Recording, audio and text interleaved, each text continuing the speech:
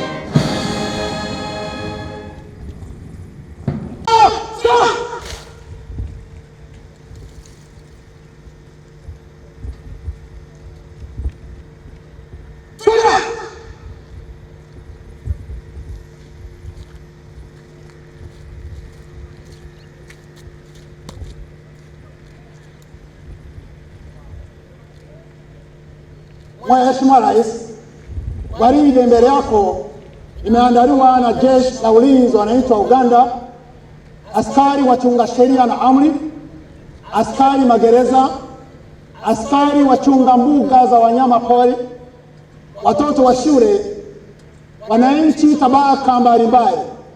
Jipanga kwa mistari mitatu, vikundi 70 tayari kwa ukaguzi wako Mheshimiwa Rais.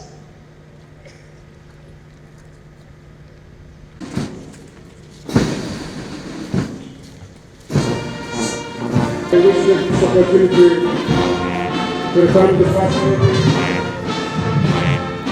Honorable Janet 7, who is also the Minister of Education and Sports. Video strategic partnership with the people to guard the gates of revelation. This brings us right into the indispensability of continued and permanent collaboration between the People's Defense Forces and the people. The theme rhymes well with the region, in particular, that is the word of fire. But also the ground in general, and this is recovering from the economic programs, prosperity and wealth creation, following silencing of guns across the whole country. We all understand there were two wars. There was the war that required the barrel of the gun, and when that one went silent, another war started, and that is war against poverty. And we thank God, through the guidance of His Excellency and the team, the Operation Wealth Creation is doing the magic that is required to transform this country.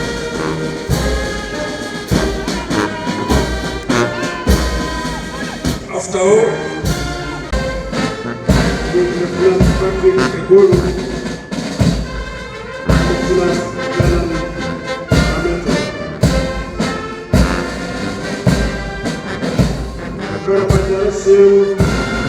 is well noticed around the traveling.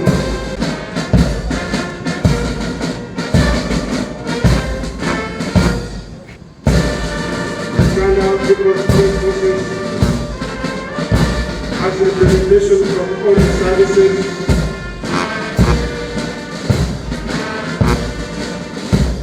and armed forces that are commanded by Lieutenant General Peter Erwell,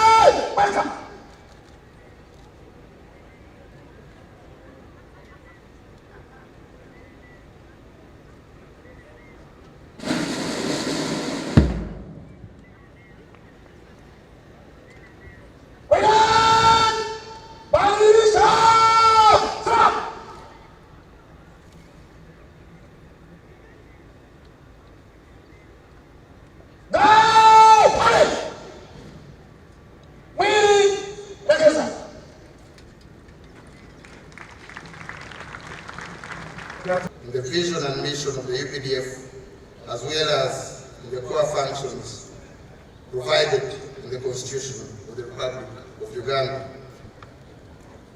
If I may be allowed to tick the boxes, Your Excellency, we have done well in 3 of the core functions of national defense. Uganda is peaceful and secure and will remain so. Number 2, when required, we have effectively supported civil authority in emergency situations.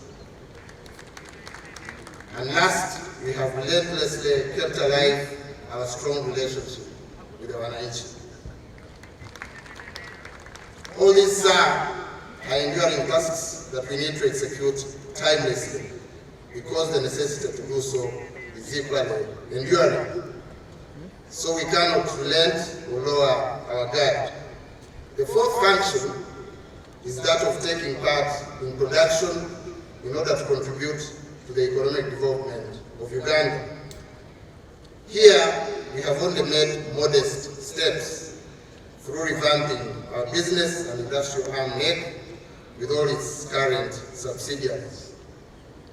The results, Your Excellency, are spectacular given the short time they have been achieved after some setbacks.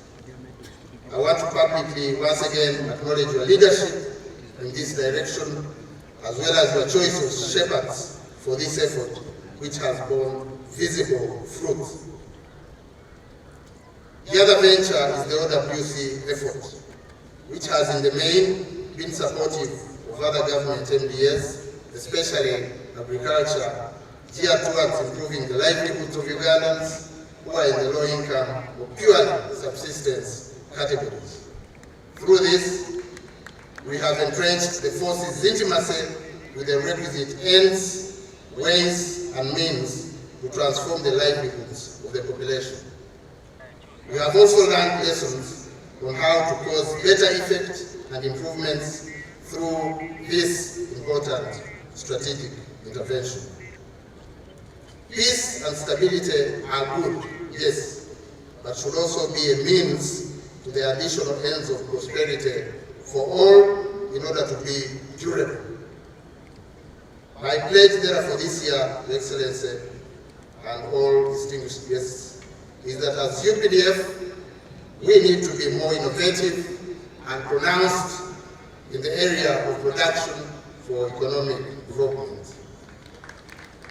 For the population, mine and the UPDF's appeal is that we should exploit this enabling environment and the abundant opportunities available to improve your lot through the many potential gainful activities in industry, in IT, in the services sector, in tourism, in the thriving arts industry, in agriculture, and innovation, to mention but a few. The UPDF is your assured partner to ensure that the environment remains permissive of whatever honest dreams you want to pursue and realize. It is also an assured partner as active participant in economic development. Your Excellency, the quick impact activities we did in the Army Week, including medical and public health outreach work within the communities countrywide, in addition to some modest public works in selected areas within this sub-region, have been mentioned by the CPC. These will irrigate the eternal bond that exists between the people of the Greater Rural region and the UPDF, and will also hopefully improve the lives of wananchi and enhance security as well as social economic development. We want to commend all the entities that lent a hand in these activities, public and private. Thank you for finding the UPDF a worthy brand to associate and identify with. If you may, the members of the corporate entities we worked with, please stand up for recognition and a wave to HD, the President.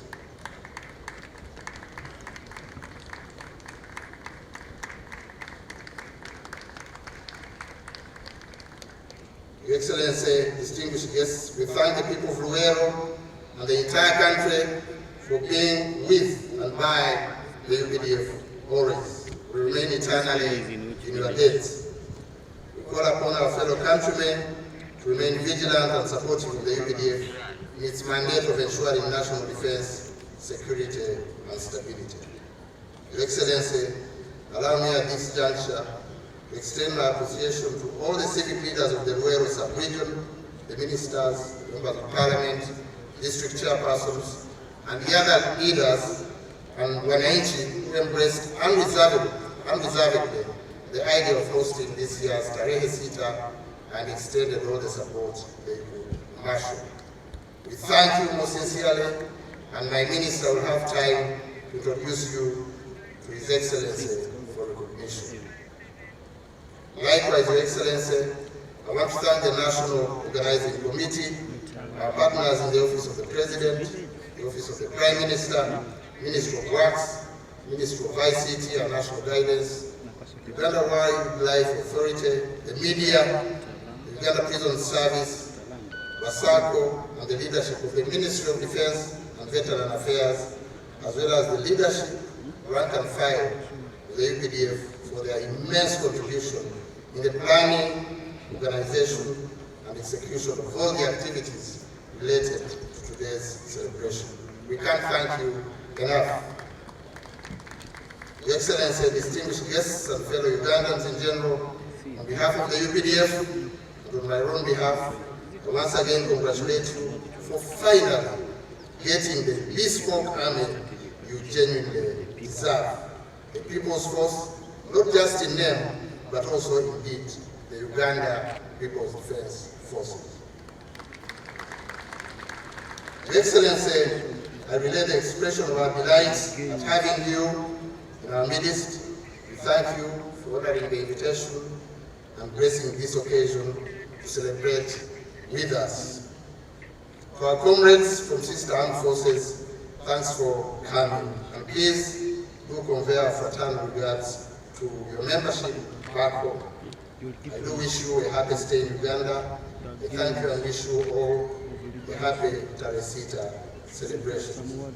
Before I leave the podium, Your Excellency, allow me to introduce to you and to Ugandans the Chiefs of Defense Staff or their representatives from sister armed forces in the region, and I'll ask them to step forward and move together to shake your hands, Your Excellency. They are the Chief of Defense Staff, the representative of the Chief of Defense Staff of the South Sudan People's Defense Forces, Lieutenant General Charles Madut Akol, the representative of the Chief of Defense Staff of the Kenya Defense Forces, Lieutenant General Adam Mulata, the representative of the Chief of Defense Staff, the Burundi National Defense Forces, who is substantively the Deputy CDF, Major General Joseph Ndaishimie, the representative of the CDF, TPDF, Tanzania People's Defense Forces, Major General Sharif Sheikh Uthman. And lastly, the RDF is represented by the defense attaché here, Colonel James Burana. With those few words, I want to stop here, and I want to say, God bless the UPDF, God bless Uganda, God bless Luero, for God and my country.